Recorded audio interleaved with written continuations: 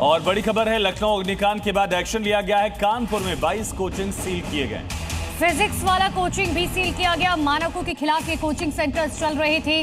तो अब लखनऊ अग्निकांड के बाद प्रशासन जागा है और एक्शन लिया जा रहा है। 22 कोचिंग सेंटर्स बताए जा रहे हैं जिन्हें सील किया गया।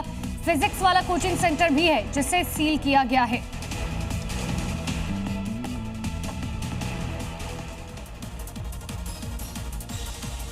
तो लखनऊ के कोचिंग सेंटर में भयंकर अग्निकांड होने के बाद सहारनपुर में प्रशासन और अग्निशमन विभाग अलर्ट मोड पर आ गए। और इसके बाद दरअसल सख्त सघन चेकिंग अभियान चलाया जा रहा है। जांच की जा रही कि फायर सेफ्टी को लेकर नॉर्म्स का पालन हो रहा है या नहीं।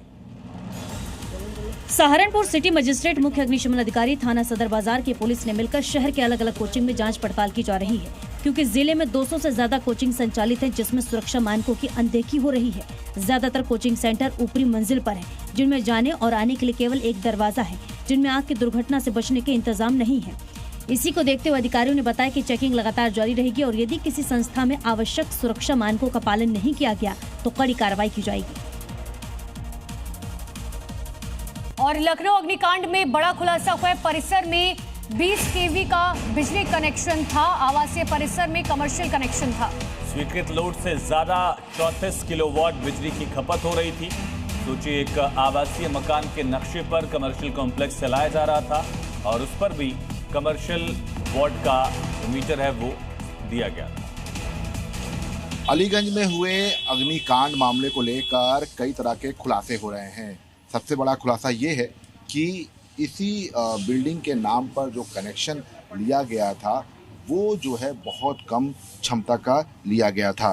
ये भवन संख्या 102 है और इसमें बिजली कनेक्शन 20 वाट का लिया गया था, लेकिन खपत 34 किलोवाट से ज़्यादा की हो रही थी। ऐसे में आवासीय परिसर में कमर्शियल कनेक्शन देने वाले जिम्मेदार आंख मूंदे हुए थे।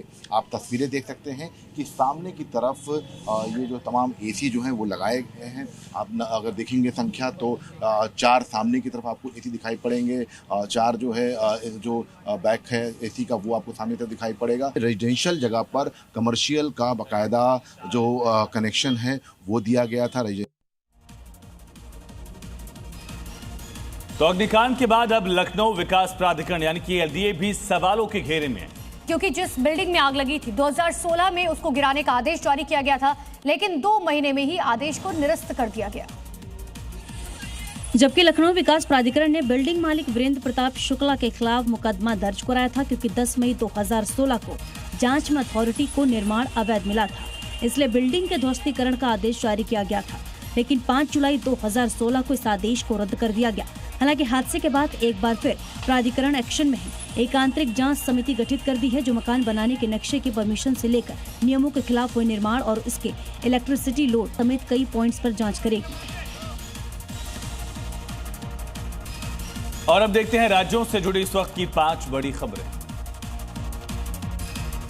एमपी के विदिशा में देरी से आ रहे मानसून ने किसानों की चिंताएं बढ़ा दी। खेत में बीज और खाद तैयार है, लेकिन बारिश नहीं हुई, जिससे खेती पर असर पड़ सकता है। मौसम विभाग ने अल नीनो की चेतावनी दी, जिससे चिंता को और बढ़ा दिया। एमपी के खंडवा में मानसून ने दस्तक दी, जिसके चलते मौसम का मिजाज पूरी तरह बदला। हल्की रिमझिम बारिश के साथ आसमान में काले बादल छा गए, तेज आंधी चलने लगी, गर्मी से राहत मिली। नेपाल में भारी बारिश से कोसी नदी उफान पर है, जिसके चलते कोसी बैराज के 22 गेट खोल दिए गए, जिससे इस साल का रिकॉर्ड 1,85,000 क्यूसेक से ज्यादा पानी छोड़ा गया। इसी को देखते हुए बिहार के सुपौल में प्रशासन ने अलर्ट जारी किया। अहमदाबाद के गरीब नगर चौराहे पर एक बेकाबू कार ने कई गाड़ियों को रौंद दिया। शुरुआती जांच में पता लगा कि ड्राइवर को दौरा पड़ने से भयानक हादसा हुआ। युवती की मौत हो गई, कई लोग घायल। यूपी के हरदोई में किराना स्टोर में भीषण आग लग गई, जिससे इलाके में हड़कंप मच गया। दुकान बंद होने के कुछ ही देर बाद भड़की इस आग में तकरीबन 5 से 6 लाख रुपए का सामान जलकर राख हो गया।